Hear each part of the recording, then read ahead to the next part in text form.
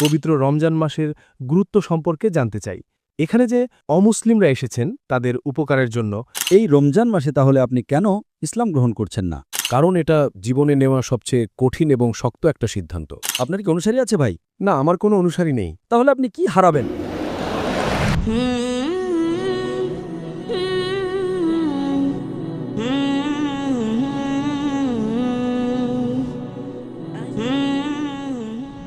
আমি প্রভাকরণ।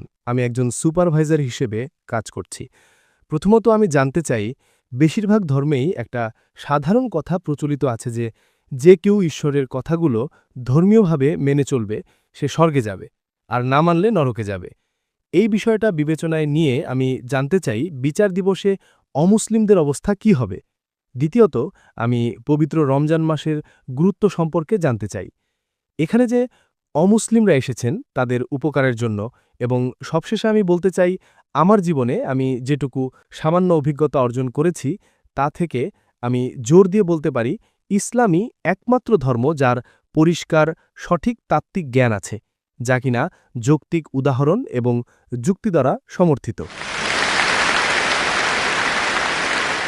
ভাই ৩টি প্রশ্ন করেছেন অথবা ৩টি মন্তব্য করেছেন। প্রথম প্রশ্নটি ছিল যে সব ধর্মই বলে যে আপনি যদি ঈশ্বরের আদেশগুলো বিশ্বাস না করেন তবে আপনি নরকে যাবেন। বিচার দিবসে অমুসলিমদের কি হবে? জি স্যার। ভাই, যেমনটা আমি আগে উল্লেখ করেছি, কোরআন সূরা নিসার ৪ নম্বর অধ্যায়ের ৪৮ নম্বর আয়াতে এবং সূরা নিসার ৪ নম্বর অধ্যায়ের ১১৬ নম্বর আয়াতে বলছে, আল্লাহ যদি চান তিনি যে কোনো গুনাহ ক্ষমা করতে পারেন, কিন্তু শিরকের গুনাহ অর্থাৎ ঈশ্বরের সাথে কাউকে শরিক করা তিনি কখনোই ক্ষমা করবেন না। তাই যদি কোনো ব্যক্তি অমুসলিম হিসেবে মারা যায় এবং সে অন্যদের শরিক করে, সে মিথ্যা উপাস্যদের বিশ্বাস করে, সে মূর্তি পূজা করে, সে কখনোই স্বর্গে যাবে না। বাধ্যতামূলকভাবে সে নরকে যাবে। স্বর্গে যেতে হলে আপনাকে এক ঈশ্বরে বিশ্বাস করতে হবে, শুধুমাত্র তারই ইবাদত করতে হবে এবং তার আদেশগুলো মেনে চলতে হবে। আপনার দ্বিতীয় প্রশ্নের ব্যাপারে অমুসলিমদের জন্য রমজান মাসের উপকারিতা কি? কোরআন সূরা বাকারার ২ নম্বর অধ্যায়ের ১৮৩ নম্বর আয়াতে বলছে, রোজা তোমাদের জন্য বিধান করা হয়েছে যেমনটা বিধান করা হয়েছিল তোমাদের পূর্ববর্তীদের জন্য, যাতে তোমরা আত্মসংযম শিখতে পারো। আমরা রোজা রাখি কারণ এতে আমাদের তাকওয়া বাড়ে, আমাদের খোদাভীতি বাড়ে, আমাদের পরহেজগারিতা বাড়ে। এবং সূরা বাকারার ২ নম্বর অধ্যায়ের ১৮৫ নম্বর আয়াতে বলা হয়েছে, রমজান হল সেই মাস যেই মাসে কুরআন নাজিল হয়েছিল সমগ্র মানবজাতির জন্য পথনির্দেশ হিসেবে, সত্য ও মিথ্যার পার্থক্যকারী মানদণ্ড হিসেবে। রমজান হল এই মাস যেই মাসে মহিমান্বিত কোরআন শেষ এবং চূড়ান্ত আসমানি কিতাব নাজিল করা হয়েছিল শেষ এবং চূড়ান্ত নবী মুহাম্মদ সাল্লাল্লাহু সাল্লামের উপর। এবং কোরআন বলছে এই কোরআন মানবজাতির জন্য পথনির্দেশ, শুধুমাত্র মুসলমানদের জন্য বা আরবদের জন্য নয়, সমগ্র মানবজাতির জন্য। এবং এটা সত্য ও মিথ্যার পার্থক্যকারী মানদণ্ড। তাহলে এই রমজান মাস এটা কিভাবে অমুসলিমদের উপকার করে? এতে কুরআন নাজিল হয়েছে সমগ্র মানবজাতির পথনির্দেশ হিসেবে, মুসলিম এবং অমুসলিম সবার জন্য। তাছাড়াও প্রিয় নবী মুহাম্মদ সাল্লাল্লাহু আলাইহি ওয়াসাল্লাম বলেছেন, রমজান হলো সেই মাস যে মাসে শয়তানদের বন্দী করে রাখা হয়, জান্নাতের দরজাগুলো খোলা থাকে এবং জাহান্নামের দরজাগুলো বন্ধ থাকে। তার মানে হলো আপনার ভালো কাজ করার সম্ভাবনা বেশি থাকে। একজন মানুষ রমজানে বেশি ভালো কাজ করে, তার খারাপ কাজ করার সম্ভাবনা কমে যায়। যতদূর অমুসলিমদের কথা, ইসলামের বার্তা অমুসলিমদের হৃদয়ে খুব ভালোভাবে পৌঁছাতে পারে, কারণ শয়তান ইবলিসরা বন্দী থাকে। তাই অমুসলিমদের ইসলাম গ্রহণ করার সম্ভাবনা বেশি থাকে, তার ইসলামের কাছাকাছি আসার সম্ভাবনাও বেশি থাকে। আপনি বিশ্বাস করেন যে ইসলামের মধ্যে তাত্ত্বিক বিষয় আছে এবং এটি যুক্তি ও লজিক দ্বারা সমর্থিত। তাই যখন আপনি একমত যে ইসলামের নিয়মকানুন আছে যা যুক্তি ও লজিক দিয়ে সমর্থিত, আপনার কাছে আমার প্রশ্ন, এই রমজান মাসে তাহলে আপনি কেন ইসলাম গ্রহণ করছেন না? এটা ইসলাম গ্রহণ করার প্রশ্ন নয়। আসলে আমি সব ধর্মকেই গ্রহণ করি। প্রতিটি ধর্ম যেসব ভালো কথা বলছে তাই আমার কোনো ভাই, আপনি বলছেন আপনি সব ধর্মের সব ভালো জিনিসে বিশ্বাস করেন, তার মানে কিছু ধর্মে কিছু খারাপ জিনিসও আছে, ঠিক তো? আমি একমত, খুব ভালোভাবেই একমত। আচ্ছা, ঠিক আছে, আমি আপনাকে একটা সহজ প্রশ্ন করতে চাই। আপনার মতে ইসলামে খারাপ কি আছে? বাস্তবিকভাবে আমি ইসলামে খারাপ কোনো কিছুই পাইনি, কিন্তু হয়তো চর্চার ক্ষেত্রে মানুষেরা না, ইসলামে মুসলমানদের কথা বলবেন না, মুসলমানরা খারাপ হতে পারে, আমি মুসলমানদের কথা বলছি না। জি স্যার, ইসলামের কথা বলুন। এমন মুসলমান আছে যারা হয়তো মদ খায়, এমন মুসলমান আছে যারা হয়তো প্রতারণা করে। আমি না, আমি ইসলাম সম্পর্কে খারাপ কোনো কিছুই পাইনি। খুব খোলাখুলিভাবেই বলছি। খুব ভালো। এখন আপনি আমাকে খুব খোলাখুলি বললেন, আপনি সব ধর্মের ভালো জিনিসগুলো নেন। আপনি এও জানেন যে অন্য ধর্মগুলোতে খারাপ জিনিসও আছে, এবং আপনি এটাও বললেন যে ইসলামে আপনি খারাপ কোনো কিছু জানেন না। জি স্যার।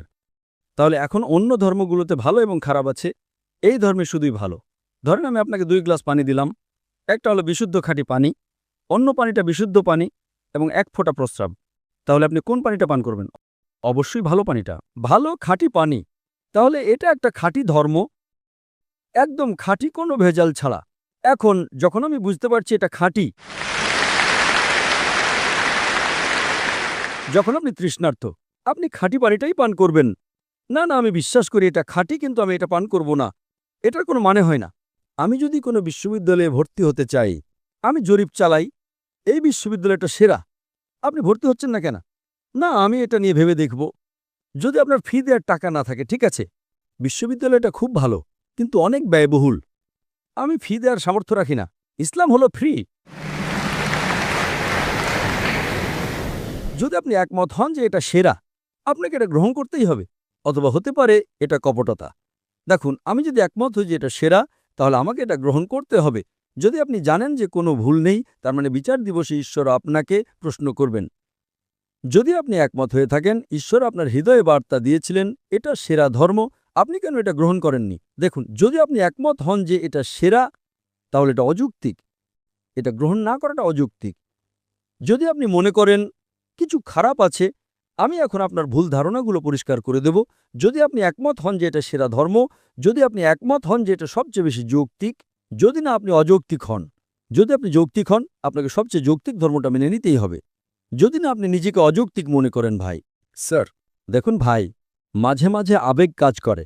আমার মা কি বলবেন, আমার বাবা কি বলবেন, সমাজ কি বলবে, মুসলমান, তাই এই জিনিসগুলো হয়তো আপনাকে গ্রহণ করা থেকে আটকে রাখছে। আমি একমত, এটা কঠিন, এটা সহজ নয় ভাই। কিন্তু যদি আপনি যৌক্তিক হন, আপনি যদি বিজ্ঞান মনস্ক হন, আপনাকে যেটা সেরা সেটা গ্রহণ করতে হবে। তাই আমি বলি, কেউ যদি আমাকে প্রমাণ করে দেয় যে ইসলামের চেয়ে ভালো কোনো ধর্ম আছে, আমি সেটা গ্রহণ করব। কেউ যদি আমাকে আজ প্রমাণ করে দেয়, যে কোনো সময়, যে ইসলামের চেয়ে ভালো কোনো ধর্ম আছে, আমি গ্রহণ করতে প্রস্তুত। কেউ যদি আমাকে প্রমাণ করে দেয় খ্রিস্টান ধর্ম বেশি ভালো, আমি খ্রিস্টান ধর্ম গ্রহণ করতে প্রস্তুত। আমি শুধু মুখেই বলছি না, ধর্মতত্ত্বের ডক্টরদের সাথে, শীর্ষস্থানীয় খ্রিস্টানদের সাথে আমার আলোচনা হয়েছে। আমি কোনো আলেম নই, আমি একজন ছাত্র।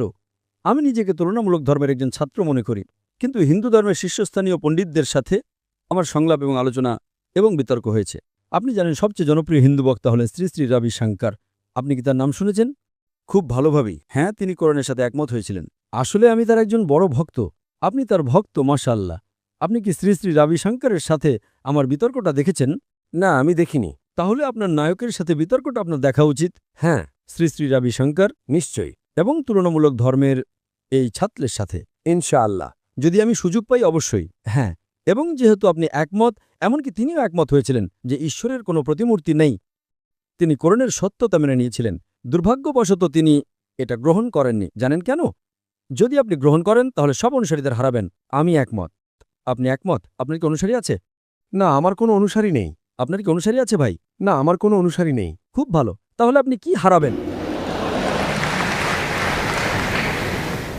হয়তো কিছু বন্ধুত্ব, হয়তো কিছু আত্মীয় স্বজন। এটা কঠিন, এটা কঠিন, কিন্তু যদি আপনি সত্য জানেন, আপনার সেটা গ্রহণ করা উচিত। এতে ভুল কিছু নেই।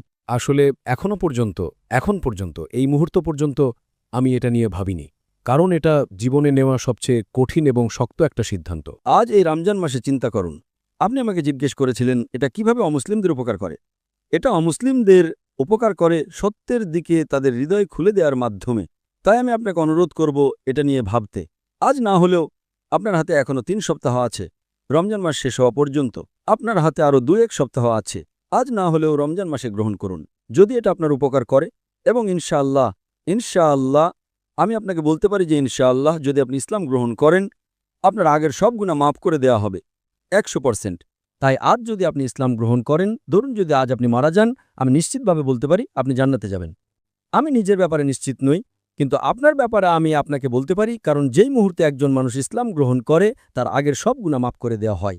যদি আপনি ইসলাম গ্রহণ করেন এবং আজ আপনার কিছু হয়ে যায়, আমি অন্যদের কথা জানি না, ইনশাআল্লাহ আপনি জান্নাতে যাবেন। আপনাকে অনেক ধন্যবাদ। সালাম। তাই আমি আপনার গ্রহণের অপেক্ষায় রইলাম ভাই। ধন্যবাদ স্যার। Hmm.